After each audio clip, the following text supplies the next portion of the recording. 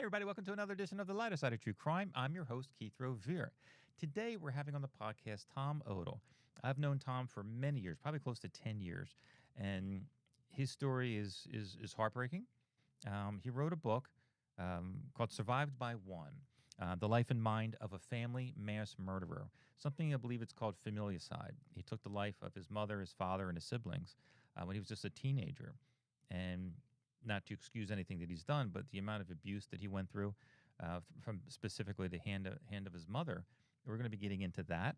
And I don't have people like him on. Again, it's called The Lighter Side of True Crime, so we keep it somewhat lighter, encouraging, which it is. I think at the end of the podcast will be encouraging to people.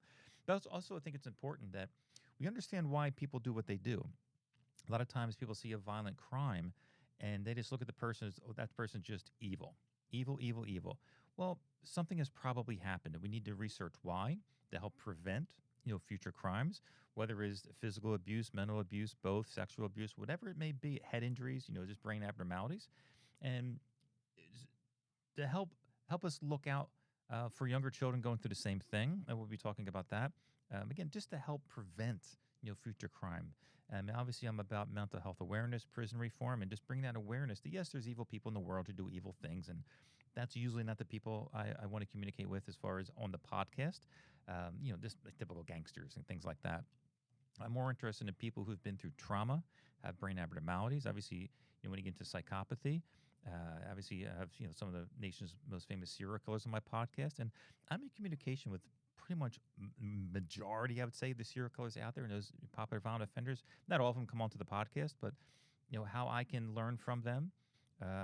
It sounds crazy, but how can I encourage them? Because that's usually what they need. What I mean by encourage them is everything that they've done and went through, they went through trauma themselves. So I'm learning by encouraging them. They're encouraging me by giving me knowledge of why they did what they did, building that trust up. And that's what you do by encouraging them and being kind to them, which most people it sounds absolutely crazy, but that's how you build relationships up. Like John Douglas from Mindhunter, as they call him. He's the guy where Criminal Minds was based off of, one of the first criminal profilers. And yes, you have to build relationships up with these people in order to help other people, and who might do horrible, horrific acts too. Now, certainly Tom isn't in that category. Even because he took the life of his family at a very young age. But anyway, let's just get into it. Let's bring him on. Here is Tom Odle. All right. Well, first of all, it's good to hear from you. I think we've been writing each other, God, for years. I think we only talked maybe one. Did we talk before? Maybe just one time before? I think it's mostly just. No, I don't think so. This is the first time we've spoken. Yeah, that's what I thought. I remember a while ago when you told me about your book, Survived by One. It just blew me away. And did somebody approach you to write that book? Or is that something you wanted to do? Like, what was the goal of putting a book like that out? Because it's a very, very powerful book. Well, it all began because when I was taken off death row, I guess I was forced to live with the crime itself, how to deal with it. And it was just kind of, I don't know, it was weighing on me. Mm-hmm. So I had written to Dr. Robert Hanlon, who had interviewed me once before for my post-conviction on my case. And he had given me his card and told me if I ever had any questions or anything to give him a call, give him a call. I did. And as we began, dissecting and tearing it apart and him helping me, come to grips with everything, the book came about. Oh, good. To be able to help, and is be able to help other people, and also maybe to help other people understand what happened, because a lot of people really didn't understand. Yeah.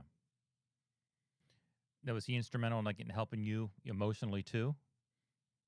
Oh, absolutely. He was, man, a big help. No, that's good. Now, before we kind of take a deep dive into the book, I remember reading it, and usually when people go on vacation, I was down at the beach. You take some light reading. I took this book. I was reading through it. It's like very, very deep, very powerful.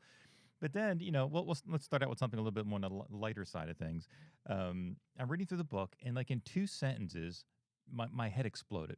And to paraphrase a bit, you were saying, there are a couple cast of characters here on death row, including John Wayne Gacy. It's like, what? You never mentioned John Wayne Gacy before. Can you tell a little bit about your interaction with Mr. Gacy and how that all played out? It was nothing ever anything too good. I had never met him, or seen him really before going to death row. So when I went to death row, and there was this guy, kept trying to talk to me all the time, and then somebody finally told me who he was, and then I was like, oh man, I know what he's trying to do. Oh. So, so when it finally, I just told him, I said, man, dude, you got to go. You got to, there's nothing here. Yeah. And he was just very persuasive, so I just had to knock him out. That's a whole book right there. It's amazing. Yeah, he got the message after that. Oh yeah, for sure. And it's amazing. He didn't have handcuffs and drugs, to seduce young guys up there. So he was just a weak old man. Yeah. It's amazing how much his artwork still goes for. Out of all the famous people or infamous people, so to speak, in prison, his stuff is still selling for like $5,000 and $10,000 each. And the people who are really on the inside know, like, he didn't really draw most of the stuff. Yeah, but you were a first hand. You saw it. You know the chain of command as far as the artwork goes. Yeah, he didn't paint that. The only thing he did, he signed it. That is his signature. Mm-hmm. But he didn't paint that stuff. He had an assembly line. Yeah. Some guys painted this, some guys painted that, some guys painted this, some guys did this, some guys did that. And then it would get to him, and then he would sign it, and then he would send it out and sell it. Yeah. And he would pay them. He would pay them their little cut for, helping them out. Yeah, it's wild. The true crime artwork itself is just blown away. Now, I know, and you've been a few. How many facilities have you been in over the years? Let's see. 1, 2, 3, 4, maybe 5. Wow. And how difficult is it? Maybe 5. Is it still difficult, like when you do transfer, to get used to everybody, or is it once you've been in one facility, they're all kind of the same? Yeah, it's all really the same thing. It's just every time you leave a facility, you lose a lot of property. Wow. Mm-hmm. You lose a lot of your stuff, and you basically got to start all over again every time you go to a new facility. Because every facility has their own.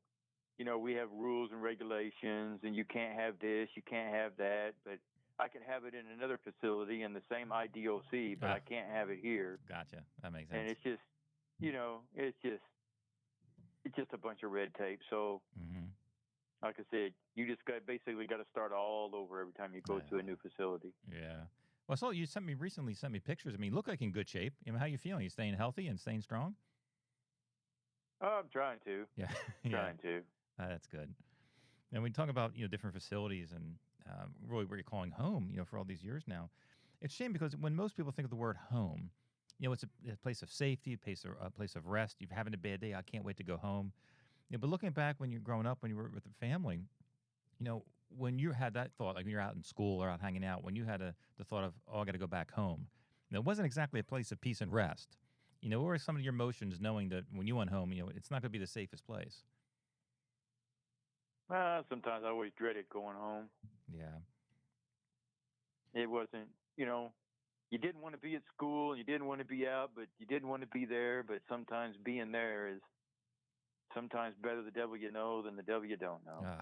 Yeah, we'll unpack that a little bit. But just to give the reader a sense, listener a sense who haven't read the book, I was going to read a couple sentences from your book, just to give an idea of actually what you had to endure. You said, I was beaten a lot as a child for playing too loud. By playing loud, I mean the sound of a toy car rolling across the floor. Any sound at times would set her off, being your mother, like a firecracker. She would kick me, beat me. She'd also whip me with belts, extension cords, and Hot Wheels tracks from my back down to the back of my legs. If I left the yard, I'd be beaten right there on the spot. I'd be beaten if I had someone over playing in the yard. I had marks on my body. I didn't dare to show anybody because it would only make things worse. She would say things like, whatever happens in a house stays in a house. I mean, was this your average day? Was this like a weekly thing, a daily thing, a monthly thing? Or, as you were growing up as a child, how often did these horrific things happen to you? There was at least It was at least one episode every day.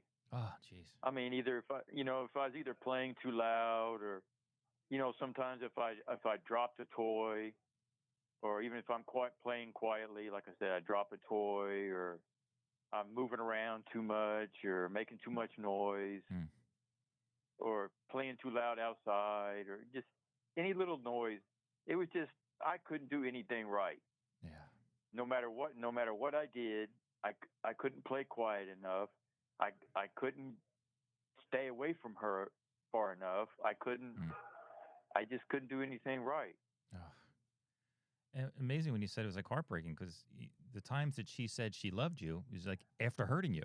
you know, I mean, how did Right. that kind of Yeah, shape your exactly. how did that shape your definition of love and your emotion of love? And did that kind of warp it a little bit, or you kind of okay, I know It love's something different than this, or how did you think of love at that point? I thought it was a lie. Ugh. I thought it was just something that I thought it was something as a kid. You just tell somebody to make them like just be quiet, or it just didn't seem like when you get told that I do love you, and you've been beat with a belt, and you're bleeding, and oh yeah, but I love you. How are you supposed to take that? I never took that as real. I just you're just saying something now, so I'll be quiet. Yeah. I mean, even I imagine in the moments of, you said time where she showed you kindness, but talk a little bit about the double emotion, almost like of your kid. I mean, of course, you crave the love of your parents, and you love your mom, but it's almost like I'm sure you feared her as a little kid too, before you got older. Talk a little bit about almost like that dichotomy of wanting her love and fearing her at the same time. I mean, how did that mess your mind up as a kid? Well, I mean, with me being older now, I can see clearly a lot of different things. Yeah. Like for acceptance, to get acceptance, like take my little brother for example, Sean. When she was pregnant with with my brother Sean, she had us hating him before he was even born. Oh wow. So to gain acceptance was to hate him. Oh, And, so for her to not hate me or hit me, or at least give me a smile or something, you had to hate my brother. what would she say? Like, And how would she say that to you? like, she's like, oh, I don't want him. He doesn't deserve to be here. Ah, okay. Uh, he's just a drain on the family. Uh, he's going to be no good. I can feel it. And, so she just pushed us to do that, you Mm. know? And then when he was born, I mean, it kind of relieved some of the pressure off me as far as getting hit, but he would get it. Ugh. And then, me, I should have been a better brother. Mm. I shouldn't have took her side for her acceptance, because, I'm the older brother. I'm supposed to take care of him. Yeah. And I didn't do it. I failed him.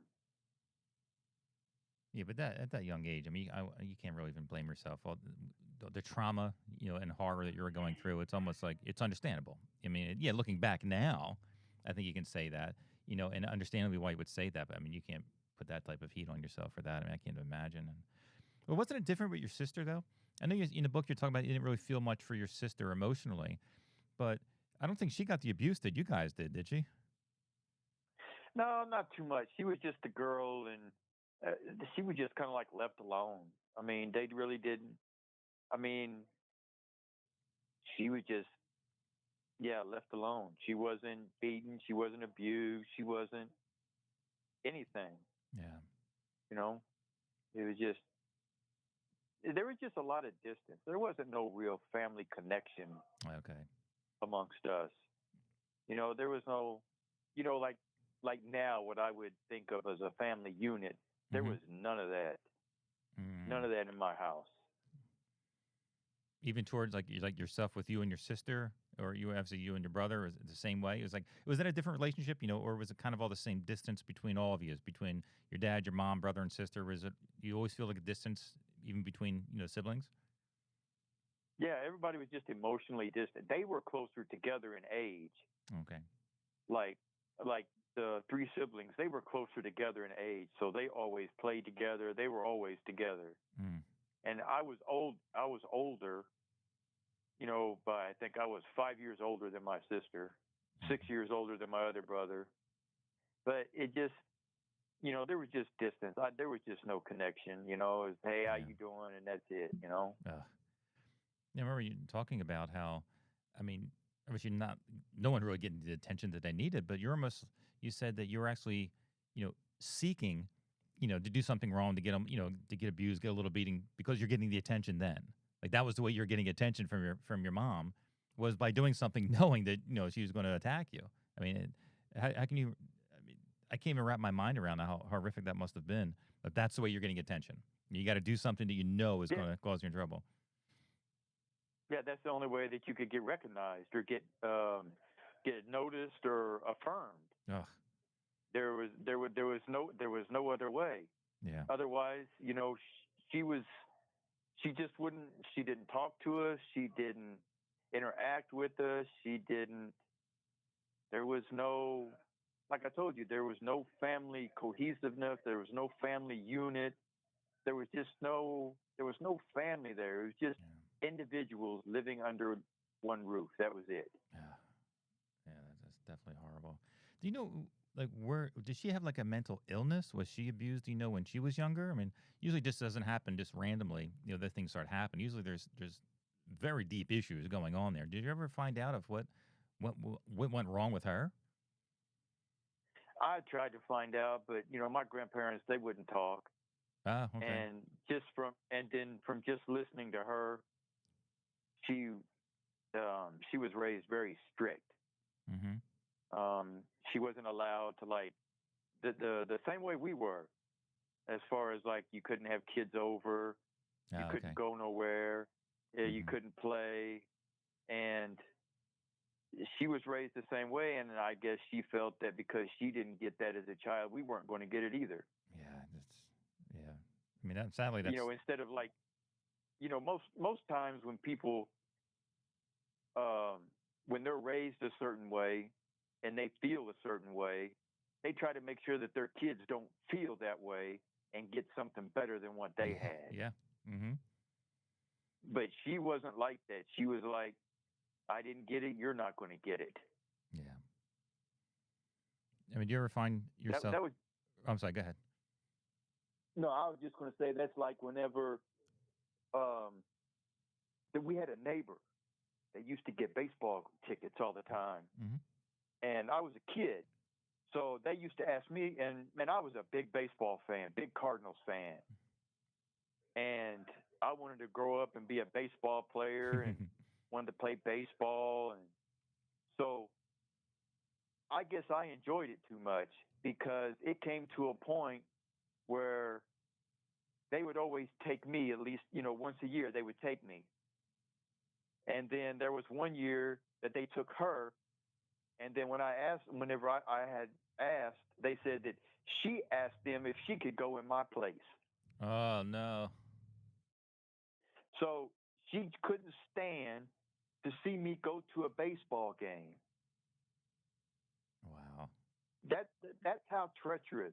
That's how backstabbing and treacherous she was. Ugh. I mean, you looking back then. I mean, did you actually blame yourself when you really before you really understood? Do you think it was all your fault doing? Because I know there's a lot of people, who I know of because I talked to and personally who listened to the podcast, um, who were abused also as younger, but they blame themselves. They didn't look because they're too young to understand. No, mom has a problem. I mean, there's a mental illness of some sort there. That's not normal. Did you ever find yourself, blaming yourself when you were little before you got old enough to understand what was going on? Well, yeah. I thought there was something wrong with me. Yeah. I I thought, all my life I was told, we're sorry we had you. I don't know why we had you. Mm. Why don't you die? I mean, these are things that I've heard all my life. So it's I guess it was only appropriate that a judge tell me the same thing. Yeah, yeah, it's horrible. Definitely horrible. Even at school, when you were at school, how was your relationship with other kids? Because I remember you talked about how horrible and devastating it was. Hearing them or watching them talk about riding on dirt bikes and mopeds, playing bass. Doing all these things that kids would normally do, and you couldn't do any of that. How was your relationship with the other kids? I really didn't have relationships with other kids. Okay. I mean, I was at school, but that was it. I didn't really have any friends at school. I didn't, there was no, I didn't have any pals. Mm-hmm. There was just, you know, when you're in school and you're in grade school, relationships stem also outside of school. Mm-hmm.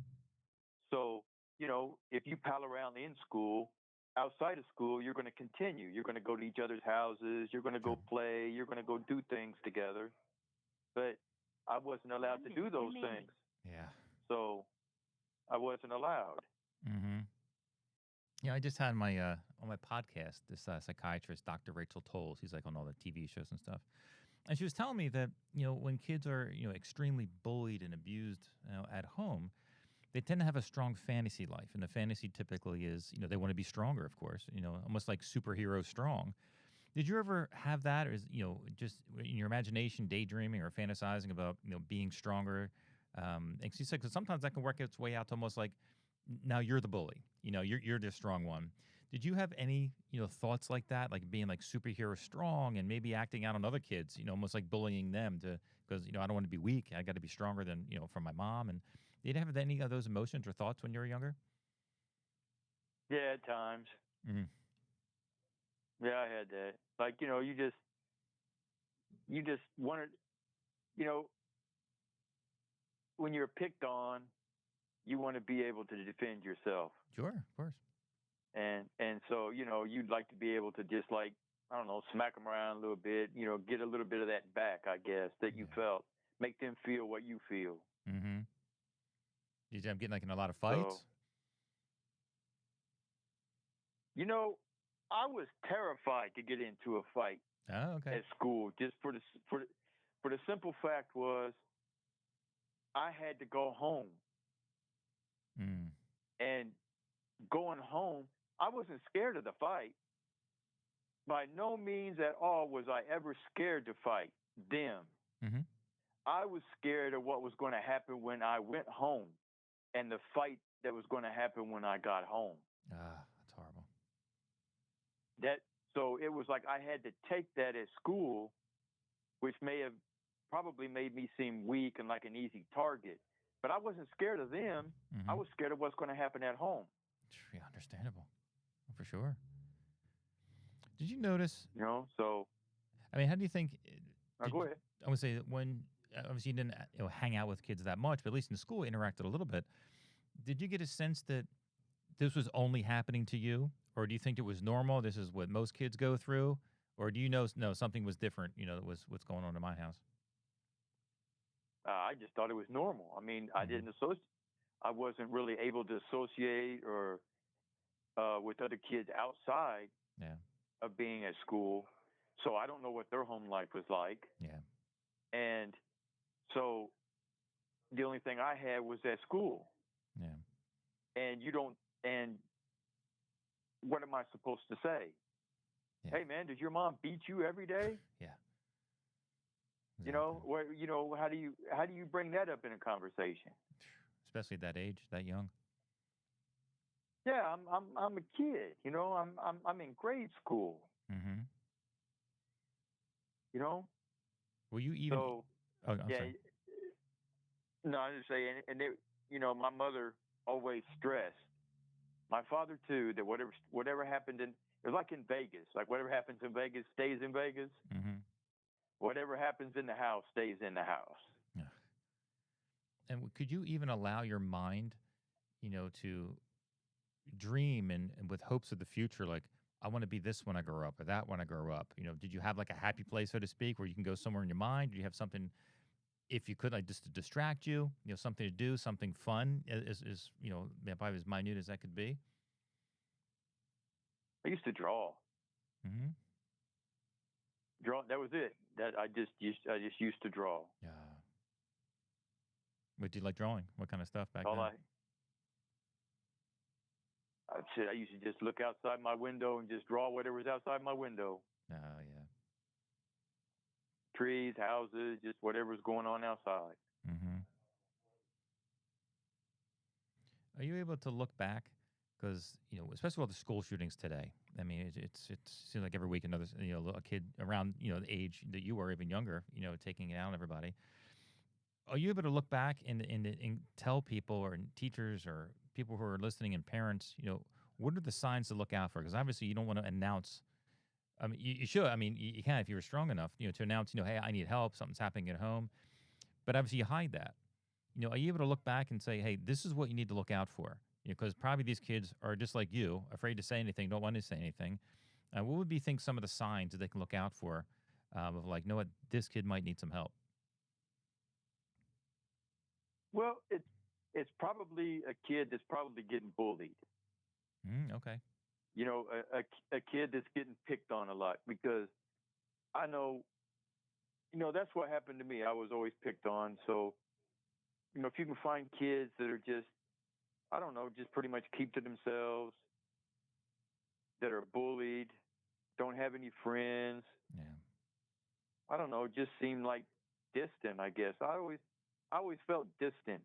I don't know if I appeared distant because I always tried to blend in. Yeah. But because I didn't want nobody asking me any questions. Yeah. Definitely understandable. Or maybe it's a kid or maybe a kid that's trying too hard. There might be a kid that's trying too hard. Yeah. Trying too hard to be a friend, or I don't want to say suck up to the teacher, but just like play up to the teacher, just spend more time with the teacher, looking for that adult companionship or that adult leadership. Yeah, it's a very good point. Very good point. And you mentioned being distant. You also talked in the book about having this numbness to you. Did that numbness ever go away? I mean, even to this day? Like towards other people anyway. Yeah, it's pretty much went away. I've learned how to, like, through Dr. Hanlon, he's kind of helped me be able to like open up and allow people in. Mm-hmm. But as I got older, the numbness just grew and grew and grew. Yeah. It just, because I didn't trust nobody. I didn't trust nobody. I still have trust issues. I still don't trust a lot of people.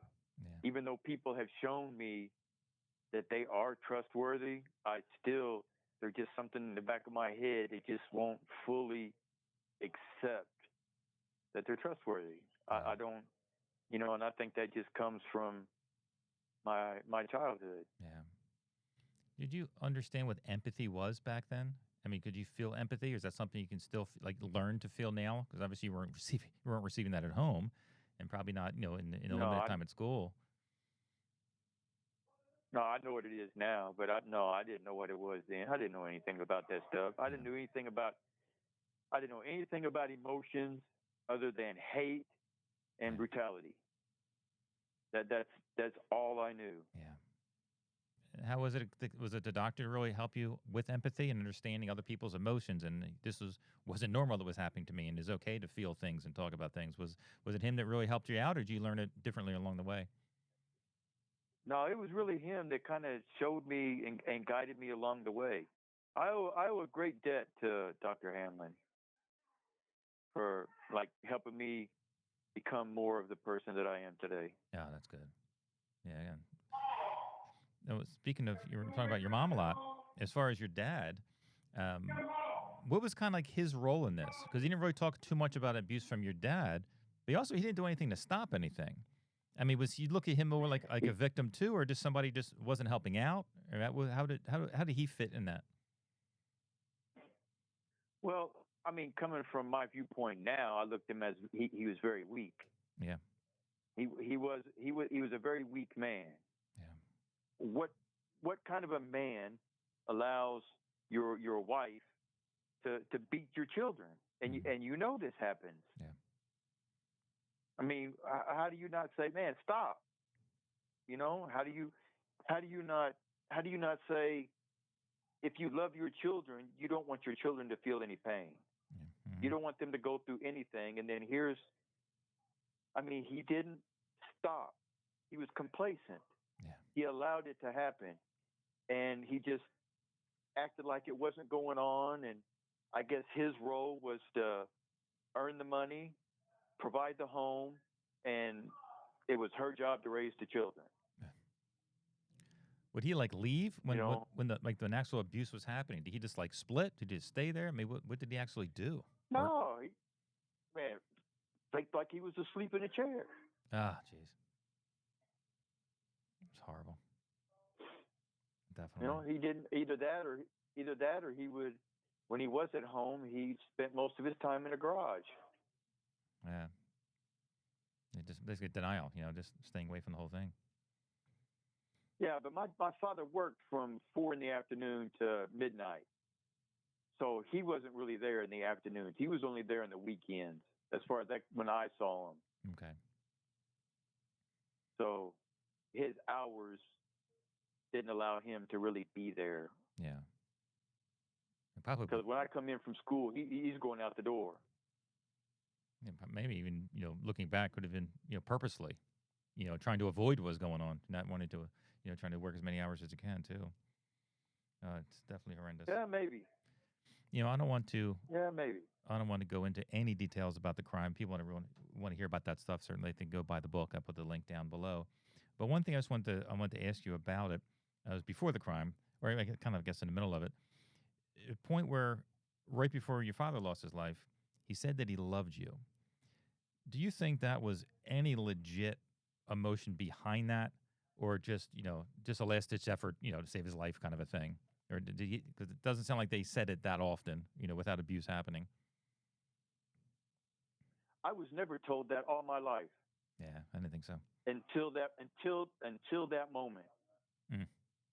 Now, as far as him being sincere, I absolutely wholeheartedly believe he was sincere. Oh, okay. I do believe that, because there were, I've been in spots in my life, like, going to court and some other things where I got in trouble as a juvenile. Mm-hmm. He was always there. He didn't miss a court date. He made sure I got there. Mm. He fought. He fought to keep me, So there was no doubt that I knew he just didn't. I just don't think he knew how to show it. Mm-hmm. I don't think anybody in that house knew how to show it. Yeah. Well, most people. But yes, he. Okay. I believe he did. Okay. Now, you also mentioned, when did drugs come in? Because a lot of people going through that, unfortunately, that's what they turn to, alcohol or drugs, kind of to mask the pain, to hide from the pain. How did they come into your life? And obviously, drugs are never a good thing, but what was the reason behind that? When you're on drugs and what you're doing, did it take the pain away? Did it just numb you? It just numbed me, just so I could deal with it, just so I could take that slap in the face or that hit in the head with the pan or the baseball bat, or I could just take it. Okay.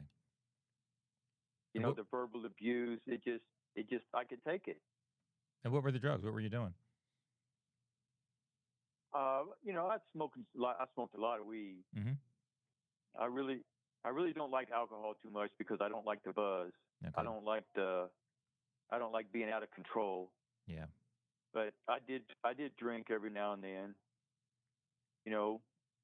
Depending on who you're with that night or whatever, maybe they want to drink. Sure. So, I would drink. But my drug of choice was some weed, and if I get a little cocaine every now and then, I would. But Gotcha. that was my choice, really, weed. Gotcha. And obviously, with all this, there came a point where something just snapped inside. Do you remember what was there like a final straw? Like when you decided, okay, I'm going to do this. The crime. Did it just all come to a head, or was it a slow buildup, or just one specific thing just made you lose it? I think it was just a buildup.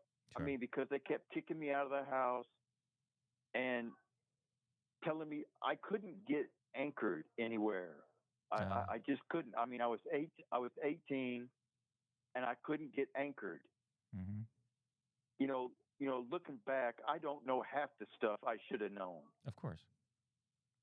I thought I knew a whole bunch of stuff, but I realized I didn't know nothing. Yeah. And I blame them because they didn't educate me. I didn't I didn't know anything about how to get car insurance. I didn't know anything about how to buy a home. I didn't know anything about rent. I didn't know anything about how to go rent. I Sure. knew nothing. Yeah. And every time I got away, like I had made it out of state. I had made it to Kentucky to go live with a friend who I was in the military with. And I made the mistake of calling. I called home at the insistence of my friend Mm-hmm. to let him know that I was okay. You know, you've not called him, you've not let him know you're okay. So I did. And once again, they begged me to come back home. Yeah. So I came back home, and then shortly after that, here we are. Yeah. You know, I just they wouldn't let me get away. Every time I got away, they pulled me back. I would get away, they would kick me out. Oh, you got to go, you got to leave. So I would leave, and then it would be like, okay, come back. We're going to try it again. Uh, And every time, I wanted, of course, I wanted my family's acceptance. I wanted their love. I wanted their to embrace me and say, "We love you. yeah. Come home. You're a member of this family." I never got that, bro. Yeah. I never got it, no matter what. All I got was come back, leave, come back, leave. You got to leave. That's all I got, and it was just driving me nuts. Mm. And I think that seems like. I couldn't I Go ahead. I couldn't live. Yeah. I couldn't live. I was on a merry-go-round that just wouldn't stop. Mm. Now, how did ending on a positive note? When did faith come into your life? Obviously, you're a Christian now. It's kind of how we started talking years ago. Um, did you always Absolutely. did you always know about Christianity or the Bible or Jesus or not? When was your first time did you hear about Christianity and what was it that finally made you know what? Oh, I didn't know. I didn't know about this. I mean, this is obviously eternally changing me, emotionally, spiritually, and all that. When did you first hear about it, and when did really God come into your life? Well, coming up as a kid, my parents tried to go to church. I think I was baptized when I was like 9. Um, so I was going to church and participating in church activities. I Okay. was on the Hmm. I was on the church softball team. Uh, but and then we fell away from it. And then towards the end, uh, I believe my family was my dad was trying to get everybody to start going back to church. Hmm. But by that time, I was gone. Yeah. There was just I was just gone as far as church and believing in the church, because I was like looking at my life. I'm like, really, this is what you gave me? Of course, that's natural. You Yeah. know, if you look at it, when you say God has a plan for you and God knows every hair on your head Hmm. and he knows you before you was even formed in the womb, and I would say, this is what you gave me. Yeah. So, but one day I was just sitting in the cell, and I was just um, tired of being sick and tired. Mm. And I was corresponding with a girl at the time, and she was a Christian, and I wanted what she had. And she told me about it, and then I kind of went from there. So I kind of Hmm. went from there and said, okay, you know, this is what you have, and this is what you know, show me what you got. Now, what did she have specifically when you said, I want what she has? What did you see in her? A peace. Ah, okay. Yeah, yeah, yeah, It was a it was a peace. It wasn't. it was just peace. And you can sense, like when people have peace, you know that they have peace. Oh yeah, yeah. And I wanted that peace. Hey, when you talk about your friend having that peace in her heart, from her faith and Christianity, talk about the Right. moment where you started experiencing it. And what was that moment like? Was there a certain prayer, a certain Bible verse? What was your transformation like? From I was blind, but now I see, so to speak.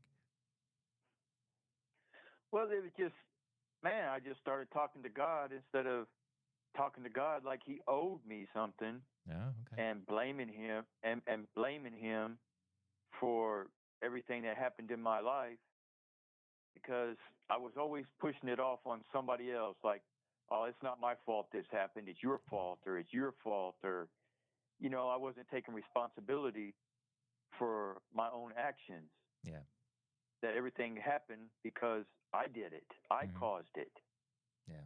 And so, talking to God from that viewpoint and admitting my wrongs and admitting that, man, this is all my fault and this has happened because of me, please help me, Yeah.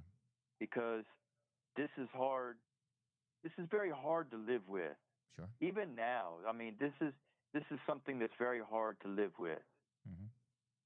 And I try to keep it pushed away, but it comes to the surface every now and then. Hmm. But, you know, but just having God come in and to help me carry it, and to help me deal with it, and to help me sort it out. Yeah. And just, man, I was in, I'm not ashamed to say I was in tears when I was done, Sure. because, it just seemed like I had never shared that with anybody or ever unloaded that with anyone before. Yeah. And it was like, it helped to unload it. Hmm. And that helped me start understanding things and getting that peace inside myself. Did you sense I'm or not happy with, keep going? Go ahead. I'm not happy with, no, I'm saying I'm not happy with myself, but I'm at peace. Sure. I mean, that's what forgiveness is. Taking that weight off of, it's not like it's not forgiving what you have done per se. There's still consequences and everything else. Um, but that forgiveness from God, it definitely gives it that's what they call it, that peace beyond all understanding. And it's not a lot of public who aren't Christians, they don't understand that. They just can't wrap their minds around that sometimes. Um, how, Jesus paid the penalty for all of our sins on the cross, no matter what it is, whether you're a thief, whether you took somebody's life or whether you stole a car.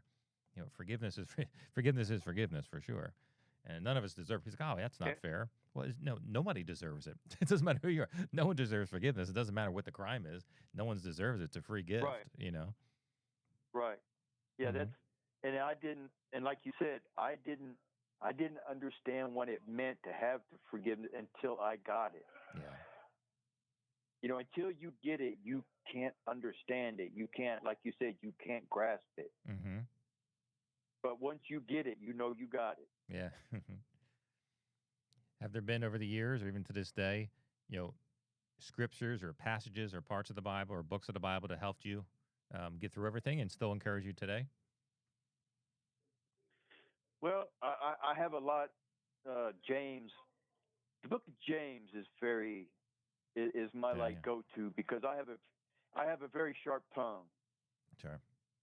And I need help curtailing that sometimes. Yeah.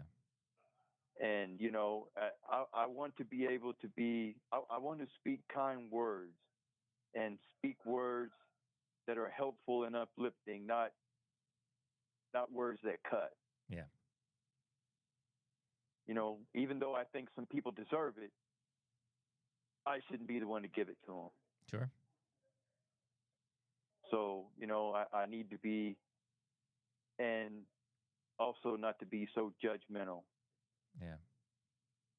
It's all of us. The lesson for all of us, for sure. Yeah.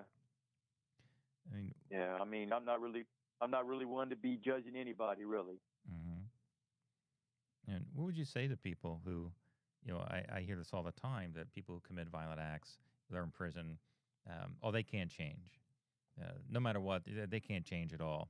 Now, what would you say to the people that, I'm not the same guy I was when granted, you're a teenager, but still people will say like, oh, that person can't change. What they did is too bad. What would you say to that person to say is that someone like yourself can't change? People do change. Mm-hmm. Time in itself has a way of changing people. Yeah. I mean, they're not the same people that they were 20 years ago, 30 years ago. Yeah, exactly. Time has a way of changing. And then coupled with this place gives you a nice dose of loss. And you cannot experience this loss unless it's been handed to you. Yeah. I can tell you about it, but until you feel it. I mean, look, I lost my teen years. I lost my 20s. I lost my 30s. I lost my 40s. I lost my 50s. I'll be 60 years old this year. I lost all that life. Yeah. It's my fault. Mm-hmm. It's my fault. But I lost it. I lost it. Yeah. I lost being a father. I lost being an uncle. I've lost being a brother. Yeah. It's just all about loss, bro. Yeah. And one of the moving things that you said was, especially being so young when you got there, I'd imagine just being terrified when you first got to prison. They actually said people actually took you under their wing, like helped you out. Talk a little bit about that. They where did. I can't imagine, because usually it's the opposite. They prey on somebody young or not knowing what they're doing or weak. And it was at least in part, at least what you wrote in the book, that so some guys really looked out for you. They really did. There were some guys like, look, I walked in 18 years old.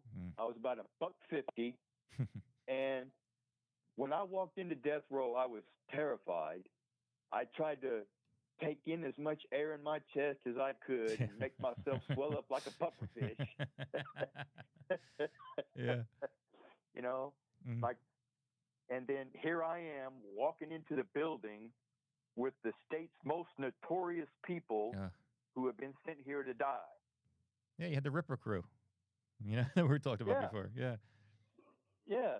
So, but there were people who pulled me aside and said, look, this is what you need to do. This is what you need to do. You need to study the law. You need to get in touch with your attorney. You need to go over everything. You need to do this. Watch out for this. Watch out for that. You need to do this. Mm-hmm. And they gave me a lot of, good advice about what to do, how to conduct myself, and, just basically, live. Mm-hmm. And, stay out of trouble and all that other stuff. Yeah. Have there been, over the years, obviously we talked about your faith being the most important thing to really, get yourself right mentally, emotionally. Has there been any prison programs, classes, or obviously you talk about, aside from the doctor you talked to, but in prison itself, anything that was offered that helped at all, or even tried to help? Well, I actually have my associate degree. Oh, wow, okay. So I have my associate degree. I have a bachelor in pastoral ministry. Mm-hmm. I have a Christian life coaching certificate. Wow. I do hospice. Mm-hmm. I've done lifestyle redirection. Anything and everything that they've allowed me to do, I've done. Oh, that's great. But because I'm doing a natural life sentence, mm-hmm. a lot of programs are shut off to me. Yeah, that's what I heard. Yeah. But there were but when I was in Lawrence, there was a wonderful education program there. The dean there and one of the instructors, man, they did everything in their power to help me and to make sure I got my degree. when I graduated, I gave the graduation speech. Oh, wow. Um, I quoted. I closed with Invictus, Mm-hmm. and because it always says, I am the captain of my ship, and I am the master of my fate. Yeah. Because but they helped me, and if it hadn't been for them, I wouldn't have been able to succeed. Yeah. But there have been some nice people along the way who have got me in classes if they possibly could. That's good. Have you found yourself paying it forward also? Seeing like helping guys yourself you see struggle, or people come to you for advice, or maybe gotten letters over the years? Yeah, there's been a lot of people that some parents have written me, asking for help with their children, or could I say something to their children. Oh, wow. Um, there's been a lot of that, Mm-hmm. and I do what I can to help. Yeah, If somebody needs help, I'm not going to turn them away. that's good. I'll do what I can, Are there because any? I figure God put him in my I Okay, figure God put him in my path for me to help him. sure. What changes would you make? Like you're in prisons in general. Obviously the ones you've been a part of, but in general, being through what you went through, people in a similar situation, or really anybody in prison that really wants to turn their life around and get in touch with their emotions and be able to get through some horrific times that they personally went through. Because realistically, most people who commit violent acts, they've been through something. It's just not, you don't just naturally, you typically do that. But what changes do you think you would make? Like if you had that authority in with all prisons, like what do you think has been the most beneficial for you? Well, the first thing that people have to want to do is they have to want to change. Ah, good point. Yeah. It, if they don't want to change, then anything that they go through is going to be useless. Yeah, that's true. So if once you come to a point in your life that you want to change, that you want to be a better son, a better father, just want to be a better individual, period. Yeah. I believe that there should be like psychological classes, workshops, not Hmm. this. We they're trying to do something here or in these facilities, but I see it as just a money grab. Ah, okay. It's not really sincere. Mm-hmm. I think they need a really sincere program to be able to help people who want to change and get in touch with themselves and be able to deal with the issues that they have. Yeah. I've learned how to deal with anger, how to deal with rejection, abuse, um, just how to deal with it, accept it, say that it's okay, and that it's part of who I am, but it's not going to run who I am. Yeah. And, continue to grow and move forward. Do you have one-on-one? Obviously, you mentioned what was probably the most powerful thing you can do, or talk to somebody or talk to a doctor. Do you, aside from that, in the facility itself, do you have people to talk to there, like a professional psychiatrist, any type of counseling there that's one-on-one or group settings at all? I don't trust the people here. Yeah, Like I I hear. said, I think it's a money grab, and I don't think they're sincere. Okay. And I'm I'm still in touch with Dr. Hanlon. Oh, good. Wonderful. So so if there's anything like I'm finding myself in need of, I can reach out to him, and I do reach out to him because I trust him. Sure. But these I don't trust the people that the psychiatrists and psychologists that work Yeah. here. I don't trust them. Sadly, I hear that a lot, or I get this, or they get the sense that they don't want to be there. They want to be somewhere else. They can't really diagnose me properly, or they can't, help me out much. But sadly, that I hear a lot. Yeah, because the first thing they want to do is give you some medication. Oh, jeez. And I don't, man, you would believe the people that are on medication here. But I don't want medication. I want to be able to, sometimes me just talking to somebody who I know is listening is Yeah, enough. yeah. Oh, yeah. You said it all the I can time. work it. Yeah. I can work it out myself. Mm-hmm. Just You getting know, it off your chest. but Just speaking it out loud yeah, sometimes. just Yeah. getting. Yeah, sometimes that's all you need. Mm-hmm. an idea will come while I'm speaking. Yeah. But yeah, it's just really a shame that they don't. It's just a game. They use it as a game here. It's a shame. Is the It artwork really still? is because Oh, go ahead. no, I would just say it's just really a shame because there are some people that need some help Yeah. and they want to get help, but they find out they can manipulate the system through it. Yeah. And so it now becomes something totally different. Yeah. I was going to say, is the artwork still kind of a healing process for you? Something to kind of take your mind away from life for a little while? And absolutely, that's where I do my thinking, and good, that's where I go into myself and get things sorted out and just kind of like get away from here and just get lost in my artwork. Oh, good. What kind of things do you like to draw? Well, I paint everything. I paint everything from iconic religious paintings to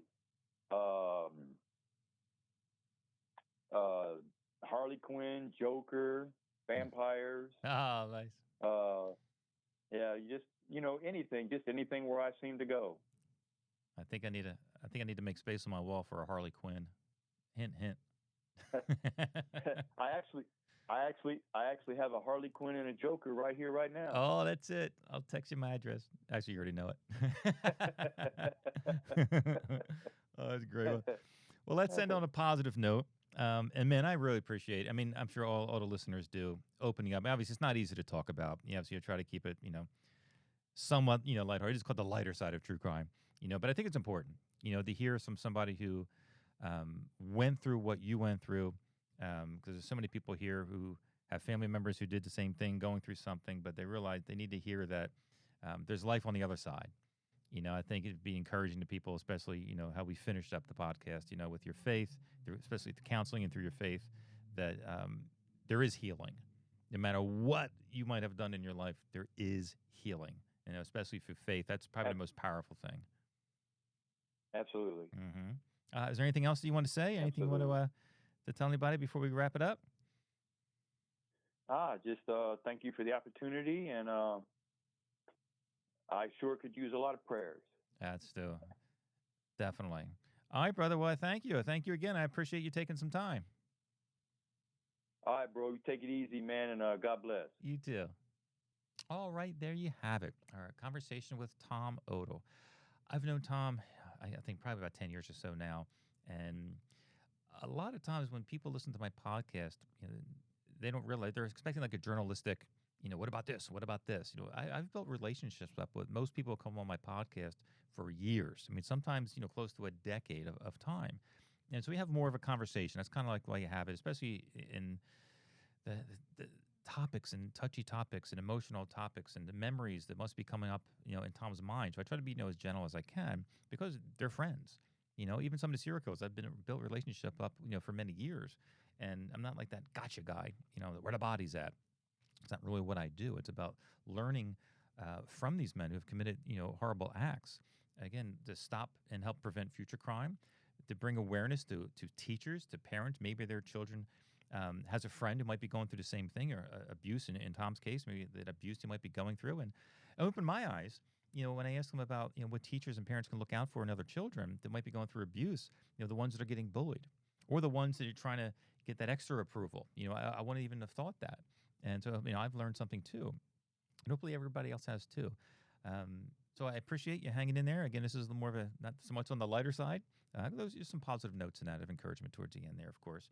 But anyway, a big thanks to Tom. A big thanks for all my listeners. We got a lot of good guests coming up. We talked a little bit about where he's at in Chicago, the Ripper Crew, some of the guys he's housed with there. And also Robin Gett, who is at a different facility. But they've crossed paths a few times over the years. Robin's going to be on the podcast soon also, and to talk about his life story, which is a wild one.